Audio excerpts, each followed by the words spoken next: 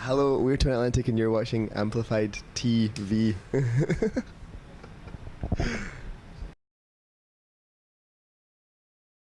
It's really good. It's like quite a short tour, so this is the fourth date, and there's only two more, so it's short but sweet. But I'd say probably this was the best one so far. I think had the most fun. I think the rest of us would agree. So yeah, I mean this is our second time playing Brixton. Last time was a bit of a disaster, so Yeah. this was much better. So yeah, happy. It's good, nice guys as well. And we haven't really had too much to do with each other, if you know what I mean. But they all seem nice, and it's nice of them to have us.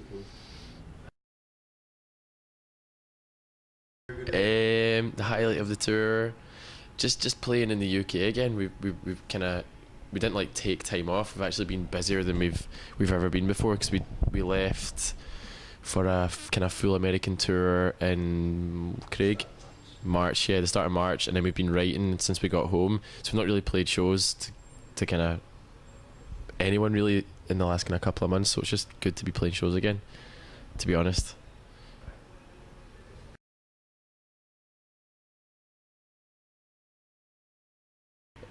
Well, it wasn't really like a usual record, in that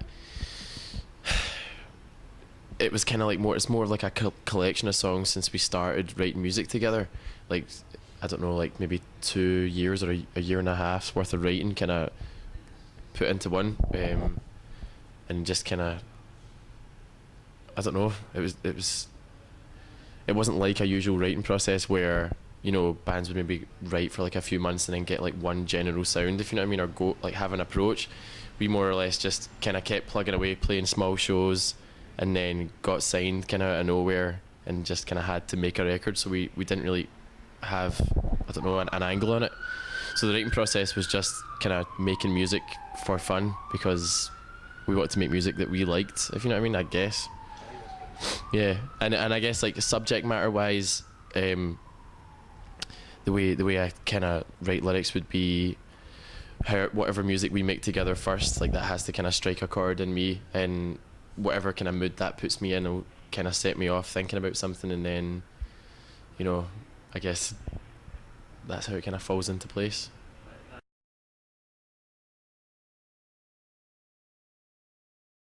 I don't think there's any right way to do anything, if you know what I mean. I don't really have any advice. I don't know if we're signed, but I don't know if we're in a position to. Yeah. Well, I mean, I don't think we're really in any position.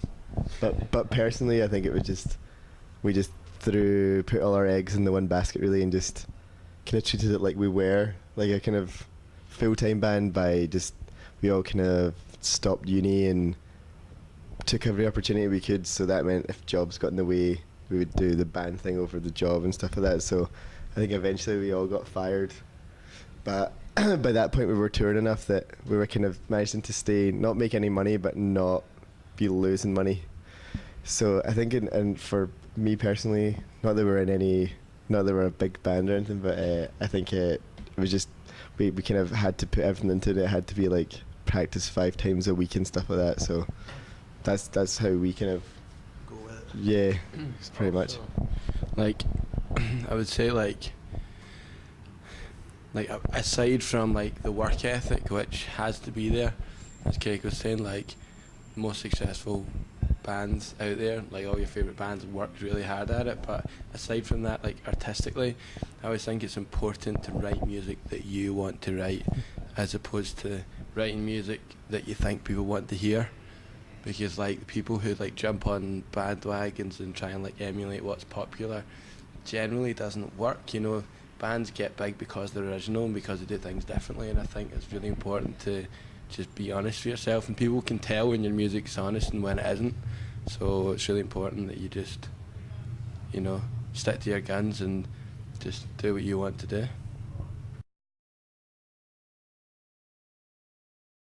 Yeah, a girl sexually assaulted me on stage once. That was pretty fucking ridiculous. Yeah. This is all girl orientated. It's not meant to be. We played a kind of really small show, kind of to warm up for a tour in Invergordon. Yeah, it's like north of Scotland, and these two girls kind of managed to break into the room.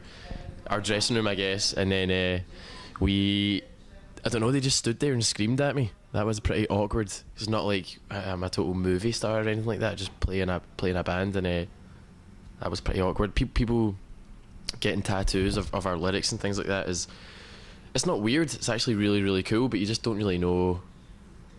It just kind of always catches you by surprise, if you know what I mean, because you don't really expect people to like your band that much when you start off. It's just kind of like, that's crazy, but in a really cool way, if you know what I mean. So I guess, yeah, Manchester, man.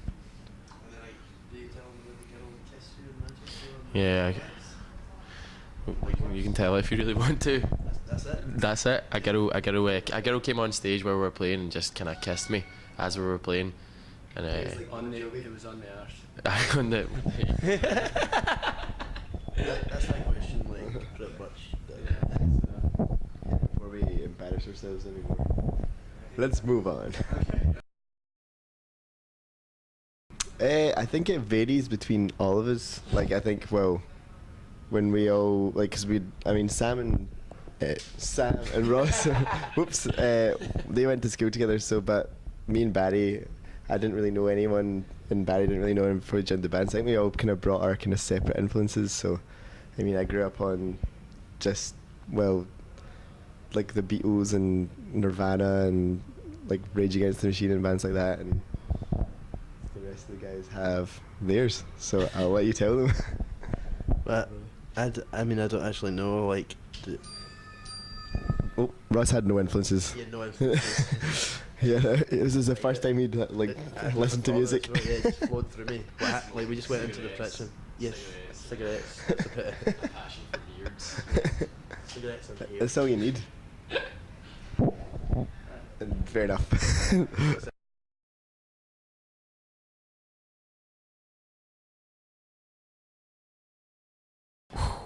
That's a good question.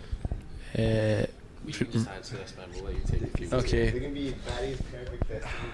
You can put like a little music sound. Festival lineup would be headliners would be Queen, Bruce Springsteen, Nirvana, Pink Floyd, Pink Floyd. I can't help the way I talk. Sorry, I'll start again. The headliners of the festival would be Pink Floyd, Radiohead, Queen, Bruce Springsteen. How many days is this going And on? what's a festival? It's also the Dream Festival. The Dream Festival can go on as long as you want, man. Fair enough. Also the band. Craig would want the Venga Boys to play. What's that? You'd want the Smurfs to play? Yeah. Oh yeah, my first CD or cassette Yeah. tape. And Bewitched. This guy loves Bewitched. Can't get enough I of bought that. the first Ricky Martin. Is that his name? Yeah. I bought his album. Came out. You heard it here first. No, I didn't. You heard it here It was first. in the news. I did not hear it here first. They tell you. Yeah. They phoned you. Phone me up Really from news. Brazil. You'll never guess what. That's a shame that that's news to me. That's kind of sad that that's actually on the news. Come on, you know what, that's the world we live in. People care more about people being gay than things actually happening, like war. Me. There you go. Yeah. So that was our festival lineup. Yeah. Homosexuality. Do you know what? To open the festival, we would have just a big closet on stage, and Ricky Martin would open the festival by walking out of it, and that would be the opening to the. Never ever go. Yeah. There you go. Done. We're going to be festivals. We're going to be touring with Blink 182 and supporting Limp Bizkit in Glasgow. So that's kind of what we've got booked. But we've also got we've got a new record to record, which was kind of mostly written. We just really want to record it now. But it's just kind of trying to find the right time to do it, because we keep getting all these good opportunities to kind of like expose ourselves, and yeah, you can't really turn down opportunities like supporting massive bands, and then that kind of sets back the record a couple of months every time that we keep getting this thing. So we're going to have to cap it off eventually, and then write the best album of all time. And Do any of you guys want to get a dog at any point in your life? oh, that type of future thing. Because I've seriously been considering getting a dog. Ross is Ross is going to get married. Yeah, he's engaged to get married, so that's the future for Ross. Yeah. The future's definitely really bright. We're progressing all the time, and you can't really tell from this interview, but we're definitely maturing as a band. So we'll see. Hope we might crash and burn. You never know.